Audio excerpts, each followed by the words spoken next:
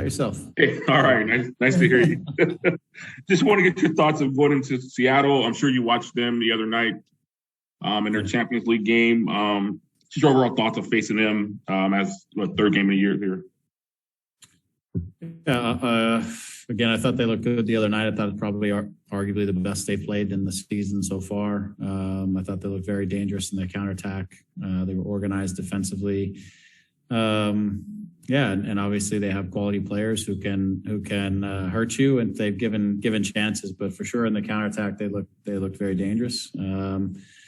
So for us, I think we got to continue with our formula, which is we got to continue to defend together as a group and make sure we choose our moments when we can be higher on the field and opposing them in their half, and choose when we need to stay together as a group and make it difficult and just close off spaces. We got to be good in possession, and we've got to continue to create opportunities. I thought we did a nice job in this last game of getting into good spots, creating opportunities. We probably needed to get a little bit more out of large opportunities than we did, but I thought there were some good aggressive moments for us. But again, it's a little bit of going into Seattle against a good team, having a good mentality and being able to manage the environment and manage the situation for 90 minutes. I think we've also done a great job of doing that and giving ourselves a chance in every game to win the game. So that's a good mindset for us. Now we'd like for more things to be in the back of the net, but that's a work in progress.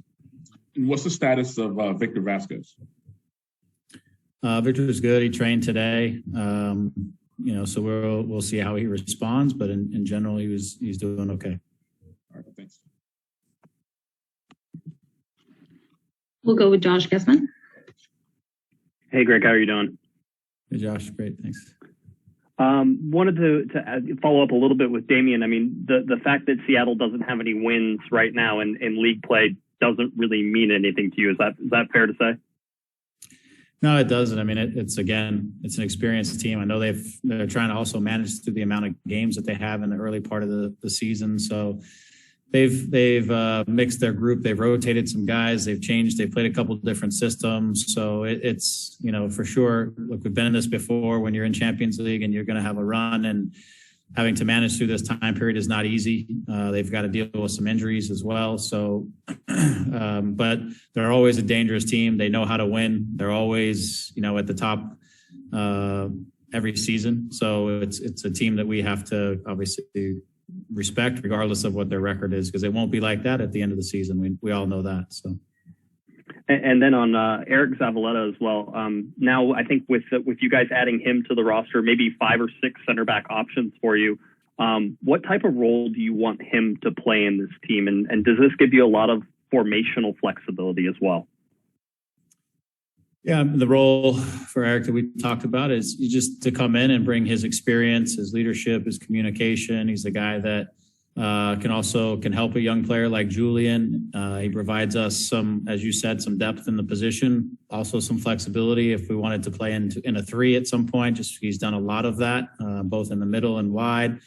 But he gives us an option. It's also great for our training environment to have another guy who's vocal and has experience and great for our locker room. So, all those there. Other than that, we'll, how he progresses when he's ready, when everything looks right, he'll get his opportunities when they come. There's competition in the position, but it definitely gives us some flexibility to consider some more options than maybe, with his experience and maybe we had more recently. I know when you were talking to Damian a little bit there, you were saying, the focusing on the defensive side of things is important, and you'll take 34 shutouts, I think, as you said, after the last game. That would be just fine. But is there a little bit of frustration from maybe the offensive side of things that you guys are creating the chances but not finishing right now? I think the individuals are a little frustrated, maybe that they just didn't take some chances that were there for them. We've looked at some things just to maybe try to tighten up some of our final connections between the passer and the runners, making sure we get runners into the right spaces.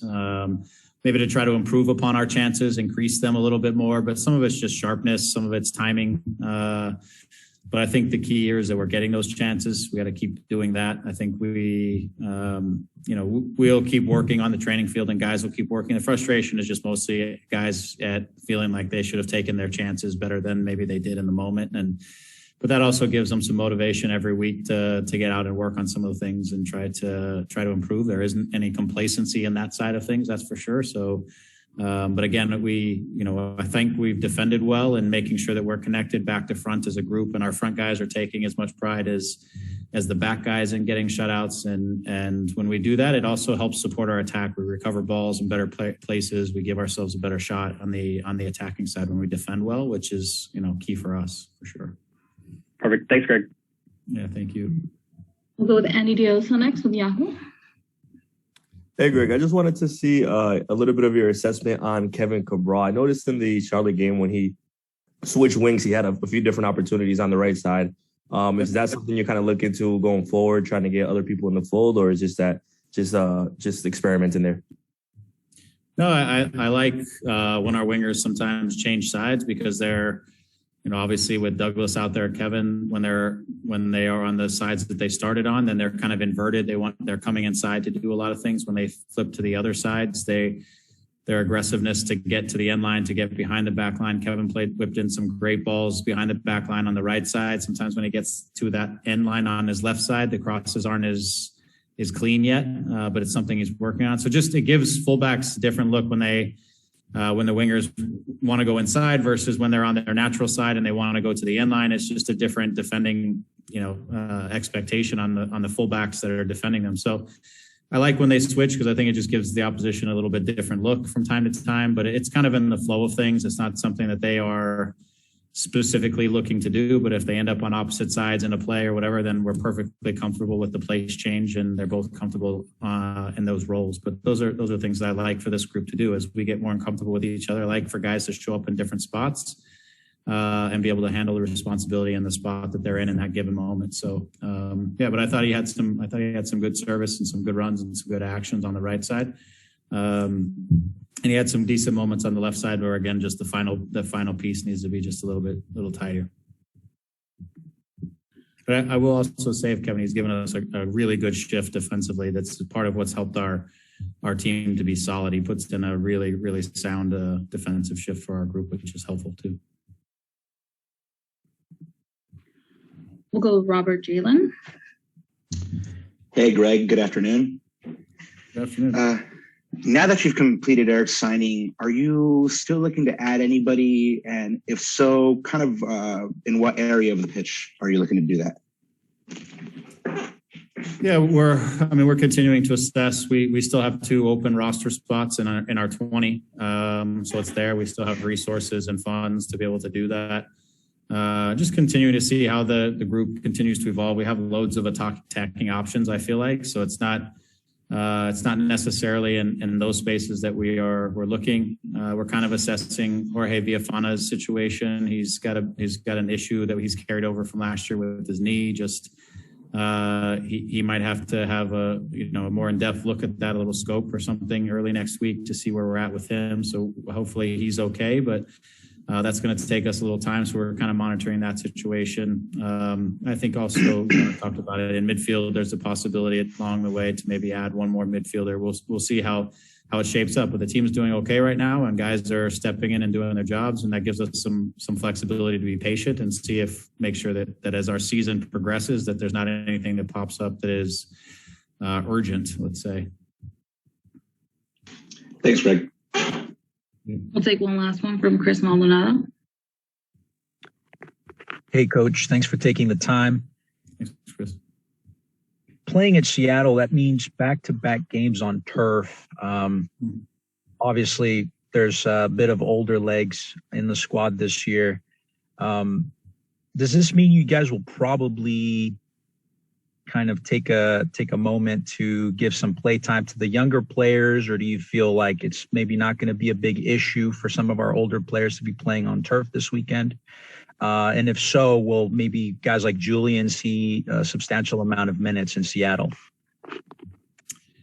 Yeah, I mean, I think the good and bad part is we don't love to be on turf in general. The other bad part is just backing up weeks. But I will say it's been nice that we've had a full week. Guys have had they got a little bit of an extra day of recovery coming off the turf and the travel. Everybody's feeling pretty good physically. there's no, I don't have any reason to necessarily rotate anyone. Everyone is feeling good and everybody wants to play. We'll assess as we go into the game. As I said, with Victor and with others, we'll assess if it's the right moment. The good news is that at the end of this little stretch, we'll have gotten 3 of our 5 turf games out of the way on the season. I think it's 5, and we'll be on the other side of that. But so far, I think everybody is pretty good. Everybody is happy with where the team is. I don't think anybody really wants to have a day off right now. I think everybody is feeling some momentum on our side, and they want to keep that going more than they want to hide from the turf a little bit. But we'll be smart about anything that's popping up, and if we can be on the right side of the game, we can also make some decisions as the game progresses. But we got to get on the right side before you can do any of that. So, thanks, Coach. Greg, thank you so much for your time. Okay, thank you.